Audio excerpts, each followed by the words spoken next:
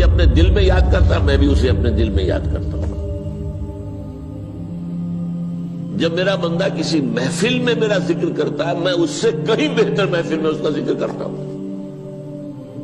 اللہ کی محفل تو ملائے اعلیٰ کی ہے، ملائکہ مقربین کی ہے۔ بہرحال اللہ کو تم اپنے دل میں مستحضر رکھو، اللہ تعالیٰ تمہیں بھی یاد رکھے گا۔ دوبارہ فرمایا احفظ اللہ تجدہ امامک تجاہک، اللہ کو یاد رکھو تو اپنے سامنے موجود پاؤ گے، جب چاہو دعا کرو تو احفظ اللہ تجدہ امامک یا تجاہک، اپنے سامنے موجود پاؤ گے۔ اذا سألت فاسأل اللہ، اب آ گیا وہ مرکزی مضمون۔ دیکھو جب مانگو اللہ سے مانگو، غیر اللہ کے سامنے ہاتھ دراز کرو ہی مت۔ ایک حدیث میں آتا، یعنی حرام نہیں ہے، دنیاوی قواعد اصول قوانین کے تحت کسی سے مدد چاہنا، کوئی سوال کرنا حرام نہیں ہے۔ آپ سوال کریں، مدد لیں، اسی پر دنیا قائم ہے، ایک دوسرے کے ساتھ تعاون کے ساتھ۔ لیکن اونچا مقام کیا ہے؟ کسی سے سوال مت کرو سوائے اللہ، یہاں تک کہ جوتے باندھنے کا تسمہ تمہیں درکار ہے تو بھی کسی سے مت مانگو، اللہ سے مانگو۔ کیا پتہ اللہ کس کے دل میں ڈال دے اور وہ آ کے تمہیں تسمہ پیش کر دے۔ ہوتا ہے ایسا، بسا اوقات ہوتا ہے۔ جو اللہ کے ساتھ لو لگا کر رکھنے والے ہیں ان کے تو ایسے واقعات ہوتے ہیں کہ دل میں ایک بات آئی اور اس کے بعد وہی بات جو ہے وہ کوئی شخص آ گیا اور اس نے وہ بات پوری کر دی۔ کیونکہ لوگوں کے دل جو ہے وہ تو اللہ کے دو انگلیوں کے مابین جو چاہتا پھیر دیتا ہے۔ کیا پتہ اللہ کسی فرشتے کو انسانی شکل میں بھیج دے، آتا ہے فرشتہ، آتا ہے انسانی شکل میں، آتا ہے آپ کی تکلیف کو رفع کر دے، آپ کی ضرورت کو پورا کر دے، اسی سے مانگو، کسی اور سے مانگو۔ یہ ہے توحید کا لب لباب۔ یوں سمجھیے اسلام کی جڑ کیا ہے؟ ایمان۔ اسلام کا جو خارجی نظام عمل ہے، انفرادی اعمال ہو، اجتماعی ہو، ان سب کی روح رواں کیا ہے؟ ایمان۔ ٹھیک، ایک بات ہو گئی۔ ایمان کا خلاصہ لب لباب کیا ہے؟ ایمان باللہ۔ جیسے ایمان بالآخرہ بھی ہے، ایمان بالملائکہ ہے، ایمان بالانبیاء ہے، ایمان بالرسل ہے، ایمان بالکتب ہے، ایمان بالقلب ہے، لیکن اصل ایمان، اسی لیے ایمان مجمل میں آپ کو معلوم ہے کسی اور چیز کا ذکر نہیں۔ آمنت باللہ کما ہوا باسمائہ وصفاتہ وقبلت جمیع احکامہ اقرار باللسان وتصدیق بالقلب، یہ ایمان مجمل ہے۔ اجمالی طور پر ایمان اس کا نام ہے، ہاں مفصل تفصیلی طور پر آمنت باللہ وملائکتہ وکتبہ ورسلہ والیوم الآخر والقدر خیرہ وشرہ من اللہ تعالی۔ تو اسلام کی جڑ ایمان، اور اسلام کا سارا جو نظام عمل ہے، چاہے انفرادی اعمال ہو چاہے اجتماعی، ان سب کی روح رواں ایمان، اور ایمان کا خلاصہ ایمان باللہ۔ اور ایمان باللہ کا اصل حاصل وہ ہے جو اس حدیث میں آ رہا، اس کے دو ہیں تقاضے، عبادت صرف اسی کی، استعانت صرف اسی سے۔ اس لیے میں نے سورہ فاتحہ کا تذکرہ شروع میں کیا، یہ عبادت کا جوہر ہے، عبادت کا جو ہے یہ ایمان کا حاصل، عبادت صرف اس کی ہے اور استعانت صرف اس سے۔ استعانت ہی میں سوال بھی آ گیا، یہ بھی مدد ہے۔ آپ کسی سے کچھ مدد مالی چاہ رہے ہیں یا کوئی اور مدد چاہتے ہیں، کسی کام میں مدد چاہتے ہیں، جیسے میں نے کہا تھا کہ سفارش کرانا چاہتے ہیں، یہ بھی مدد ہے۔ وَإِذَا اسْتَعَنْتَ فَاسْتَعِنْ بِاللَّهِ، اور جب مدد مانگو صرف اللہ سے مانگو۔ اور وہ سارے الفاظ یاد کر لیے، استدعاء، استعانت، استغاثہ، یہ جو غوث اعظم سے استغاثہ کیا جاتا ہے یہ تو شرک ہے۔ استغاثہ اللہ سے، دعائی اللہ کی، اس اعتبار سے استمداد، استعانت، استدعاء، استغاثہ، یہ سب اللہ سے، صرف اللہ سے۔ عبادت صرف اللہ، ایاک نعبد، اور استعانت صرف اللہ سے۔ مانگو صرف اللہ سے، جب مدد طلب کرو صرف اللہ سے، اور جان لو اگر تمام لوگ جمع ہو کر تمہیں کوئی فائدہ پہنچانا جائے نہیں پہنچا سکتے، الا بشیء قد کتب اللہ لک وان اجتمعوا علی ان یضروک بشیء لم یضروک الا بشیء قد کتب اللہ علیک، اگر سب مل کر چاہے تمہیں کوئی نقصان پہنچا دے نہیں پہنچا سکتے مگر وہی کچھ جو اللہ نے تمہارے لیے لکھ دیا۔ اب بتائیے خوف کی جڑ کٹ جائے گی کہ نہیں؟ یہ جو ایمان جو ہے یہ خوف اور حزن دونوں سے نجات دلانے والی بات ہے۔ جو حقیقی مومن ہے وہ اللہ کا ولی ہے، حقیقی مومن وہ اللہ کا ولی ہے، اور الا ان اولیاء اللہ لا خوف علیہم ولا هم يحزنون۔ یہ اولیاء اللہ کو علیحدہ مخلوق نہیں ہے، کوئی ان کے سر پہ سینگ نہیں ہوتے، انسان ہی ہوتے ہیں، لیکن حقیقی معنی میں مومن ان اعتبارات سے جو آج ہم پڑھ رہے ہیں ایمان اس درجے کا پہنچ گیا تو اللہ کا ولی ہے۔ ان لوگوں کے لیے خوف کس بات کا ہوگا؟ کس سے خوف کروں؟ اس کے ہاتھ میں کچھ ہے ہی نہیں، اور اگر کچھ اللہ نے میرے لیے لکھ دیا وہ آ کر رہے گا، چاہے میں لاکھ گڑ گڑاؤں اور اس کے سامنے کہ مجھے چھوڑ دے، اگر اللہ نے لکھا وہ آیا وہ تو آئے گا، تو کاہے کو اس کے سامنے گڑ گڑانا، کاہے کو جبرسائی کرنا اس کے سامنے، اور کسی کے ہاتھ میں کچھ ہے ہی نہیں، میرا خیر ہے ہی نہیں، کاہے کو خوشامد کروں اس کی۔ اور سنیے، رفعت الاقلام، دیکھو نوجوان، قلمیں اٹھا لی گئی ہیں، وجفت الصحف، اور جو رجسٹر ہیں صحیفے ان کی سیاہی خشک ہو چکی ہے۔ یہ ہے وہ اللہ کا علم، اس میں ہر شے لکھ دی گئی ہے، اس کی قلم اٹھا لیے گئے۔ جیسے آپ کو معلوم ہے امتحان ہوتا تھا، 3 گھنٹے ختم ہو گئے، اسٹاپ رائٹنگ، بس اب قلم رک جانا چاہیے۔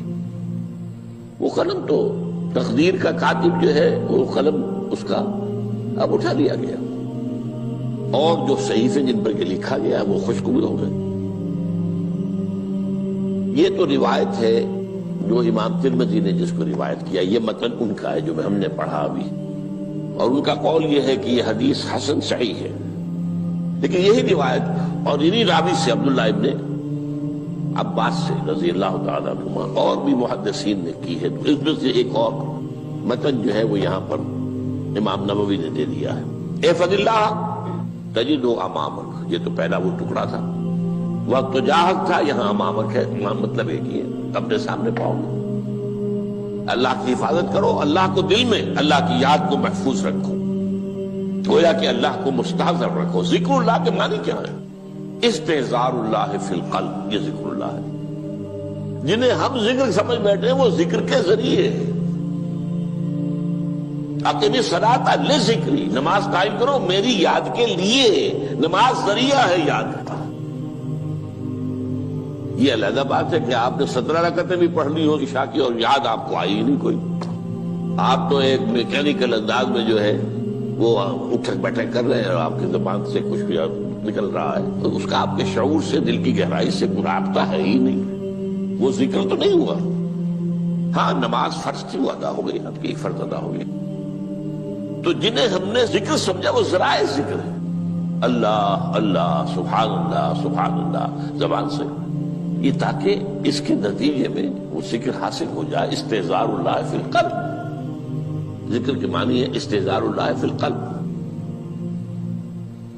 تعرف الی اللہ فی الرخاء، اور دیکھو کشادگی کے وقت میں تم اللہ کو یاد رکھو، اللہ کی طرف رجوع کیے رہو، بھول نہ جاؤ۔ وہ نہ ہو جو کبھی کہا تھا، بہادر شاہ ظفر کے اشعار میں سے بہت زور کا شعر ہے، ظفر آدمی اس کو نہ جانیے چاہے کتنا ہی ہو فام و زکا، جسے عیش میں یاد خدا نہ رہی، جسے تیش میں خوف خدا نہ رہا۔ وہ ہے کشادگی کی حالت میں، جبکہ تمہارے لیے کشادگی ہے، اللہ کی طرف رجوع کیے رکھو۔ یعرف کا فی الشدہ، تو اللہ اپنی توجہ تم پر رکھے گا شدت کے وقت میں، جب تمہیں کوئی تکلیف ہے اس تکلیف کو تم پر آسان کر دے گا۔ تکلیف تو آنی ہے، لکھی ہوئی ہے، وہ تو آئے گی، لیکن یہ کہ اللہ تعالیٰ اس کی شدت کو، ایک ہی چیز ہے جس کو ایک انسان بہت شدت کے ساتھ محسوس کر رہا ہے، دوسرا آدمی اتنا نہیں محسوس کر رہا ہے، احساس کا معاملہ ہوگا نا۔ وہ تو اصل میں اگر انسان کی نرز کٹی ہوئی ہے تو احساس ہوگا ہی نہیں، سر سے نہیں ہوگا۔ تو اس اعتبار سے اللہ تعالیٰ تمہارے لیے اس شدت کی کمی کر دے گا۔ وَاعْلَمْ أَنَّمَا أَخْطَأَكَ لَمْ يَكُنْ لِيُصِيبَكَ، اور جان لو جو چیز تم سے چھوٹ گئی ہے، رہ گئی ہے، وہ ہرگز تمہیں ملنے والی نہیں تھی۔ اب آپ نے کسی ملازمت کے لیے درخواست دی ہے، درخواستیں مانگی گئی ہیں، اپنی سی محنت کر لی، نہیں ملی ملازمت، اب آپ بیٹھے ہوئے افسوس میں، رنج میں، غم میں، فلاں نے یہ کر دیا، فلاں نے یہ کر دیا، وہ فلاں جو ہے بڑی تکڑی سفارش لے آیا تھا، فلاں نے رشوت دے دی۔ چھوڑو میاں اس کو، وہ تمہارے لیے نہیں تھی۔ کاہے کو اپنے ذہن کے اندر یہ کھچڑی پکا رہے ہو بیٹھے ہوئے؟ خام خواہ آپ شاید سوء ظن میں بھی مبتلا ہو رہے ہو، کسی نے نہ رشوت دی اور آپ سمجھتے ہو کہ رشوت دی ہے اس نے۔ یہ ساری چیزیں جو ساری سیئات، ان کی جڑ کٹ جائے گی۔ وَاعْلَمْ أَنَّمَا أَخْطَأَكَ لَمْ يَكُنْ لِيُصِيبَكَ وَمَا أَصَابَكَ، اور جو چیز تم پر آ گئی، لَمْ يَكُنْ لِيُخْطِئَكَ، ہو ہی نہیں سکتا تھا کہ وہ تم پر نہ۔ یہ کر لیتا تو ہو جاتا، شاید یہ کر لیتا، میں نے ٹیکا پہلے لگوا دیا ہوتا تو یہ بات نہ ہوتی۔ بھائی وہ جو ہونا تھا وہ ہونا تھا۔ اب یہ وہ چیز ہے جس سے انسان میں کیفیت پیدا ہوتی، تسلیم و رضا۔ ہم بھی تسلیم کی خو ڈالیں گے، بے نیازی تیری عادت ہی صحیح، اے اللہ جو تو نے چاہا مجھے قبول ہے۔ اسی لیے میں نے آپ کو آیتیں سنائی سورۃ تغابن کی، ما اصاب من مصیبت الا باذن اللہ، کوئی مصیبت نہیں آتی مگر اللہ کے اذن سے۔ وَمَن یؤمن باللہ یہد قلبہ، جو اللہ پر ایمان رکھتا ہو اللہ اس کے دل کو ہدایت دے دیتا ہے۔ ہدایت کس بات کی؟ تسلیم و رضا۔ سر دوستاں سلامت کہ تو خنجر آزمائی، نہ شبد نصیب دشمن کے شبد ہلا کے تیغت، اے اللہ تیری طرف سے ہے، مجھے قبول ہے، اور بظاہر مجھے تکلیف ہو رہی ہے لیکن یقیناً اس میں میرا کوئی خیر ہے۔ بیدک الخیر، تیرے ہاتھ میں تو خیر ہی خیر ہے، جو بھی تیری طرف سے آئے۔ سر تسلیم خم ہے جو مزاج یاد میں آئے۔ اور یہ مضمون جو ہے زیادہ بڑے پیمانے پر سورہ حدید میں آیا ہے۔ ما اصاب من مصیبت فی الارض ولا فی انفسکم الا فی کتاب من قبل ان نبرأها، کوئی مصیبت نہیں آتی نہ تمہاری جانوں میں نہ زمین میں، زمین میں زلزلہ آ جانا، سیلاب آ جانا، کچھ اور زمین کا دھنس جانا، یا یہ ہے کہ تمہاری جانوں میں کوئی بخار ہو گیا، کوئی اور تکلیف ہو گئی، اچانک معلوم ہوا کہ انسان جو کینسر ہے، اور کینسر بھی اب 3rd سٹیج کو پہنچ چکا ہے، لیکن جو بھی آیا ہے وہ اللہ کے علم کی کتاب میں پہلے سے لکھا ہوا ہے۔ فی کتاب من قبل ان نبرأها، یہ کتاب میں درج ہے اس سے پہلے کہ مجھے ظاہر کریں۔ اس کا نتیجہ کیا نکلنا چاہیے؟ لیکن لا تعصوا علی ما فاتکم ولا تفرحوا بما آتاکم، افسوس نہ کیا کرو جو تم سے جاتا رہے، چھوٹ جائے، کوئی عزیز فوت ہو گیا، کوئی موقع ہاتھ سے نکل گیا، ارے بھائی میں چوک گیا، بڑا موقع تھا، اب اس پر افسوس کر رہے ہیں۔ نہیں، جو چیز لیکن لا تعصوا علی ما فاتک ولا تفرحوا بما آتاک، جو اللہ تمہیں دے دے اس پر اتراؤ مت۔ وما اصابک لم یکن لیخطئک واعلم ان النصر مع الصبر، اور جان لو اللہ کی مدد صبر کے ساتھ آتی ہے، جو آئے اس کی طرف سے جھیلو، زبان پر کلمہ شکوہ اور شکایت نہ آئے، اللہ سے شکایت نہ آئے، تسلیم و رضا، جو تیری رضا ہے، تیری صحت ہمیں منظور ہے، لیکن اس کو مولانا محمد علی جوہر ایک مرتبہ جیل میں گئے، ایک بیٹی بیمار ہوئی، فوت ہو گئی، اس کے بعد دوسری مرتبہ پھر جیل میں گئے، دوسری بیٹی کو وہی بیماری ہوئی، جیل میں اطلاع ملی کہ بیٹی کو یہ بیماری ہو گئی ہے، تو خط لکھا ہے اشعار کی شکل میں، کا آخری شعر یہ ہے: تیری صحت ہمیں منظور ہے لیکن اس کو نہیں منظور تو پھر ہم کو بھی منظور۔ ہم تو چاہتے ہیں میں بیٹی کے تجھے شفا ہو جائے، اسے منظور نہیں تو پھر ہمیں بھی بتا۔ وَاعْلَمْ أَنَّ النَّصْرَ مَعَ الصَّبْرِ وَأَنَّ الْفَرَجَ مَعَ الْكَرْبِ۔ فرج، فراخی، کھل جانا کسی چیز کا، یہ ہے کرب کے ساتھ، تکلیف کے ساتھ۔ تکلیف ہوتی ہے ساتھ، اللہ نے قانون بنایا ہے دنیا کا۔ اب آپ اندازہ کیجئے بچے کی ولادت میں ماں کو کتنی تکلیف اٹھانی پڑتی ہے۔ آج کل تو فیشن ہو گیا ہے، سیدھے سیدھے جاؤ آپریشن کراؤ تکلیف سے بچ جاؤ، لیکن یہ ہے کہ یہ بھی آپ کے علم میں ہوگا، وہ ساری تکلیف جیسے ہی بچے کو لا کر ماں کے برابر لٹایا ہے ساری تکلیف ختم، پھر جو راحت میسر آتی ہے۔ ان الفرج مع الکرب وان مع العسر یسرا، اسی لیے میں نے وہ آیتیں بھی پڑھی تھی، ان مع العسر یسرا ان مع العسر یسرا۔ اس دنیا میں یہ اللہ نے نظام بنایا ہے، سختیاں جھیلنی ہی ہوں گی۔ لقد خلقنا الانسان فی کبد، ہم نے انسان کو پیدا کیا مشقت کے اندر، مشقت تو کرنی پڑے گی۔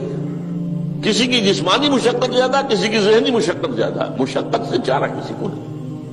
تو یہ ہے ان مع العسر یسرا ان مع العسر یسرا۔ بارک اللہ لی ولکم فی القرآن العظیم ونفعنی وإیاکم بالآیات الحکیمہ۔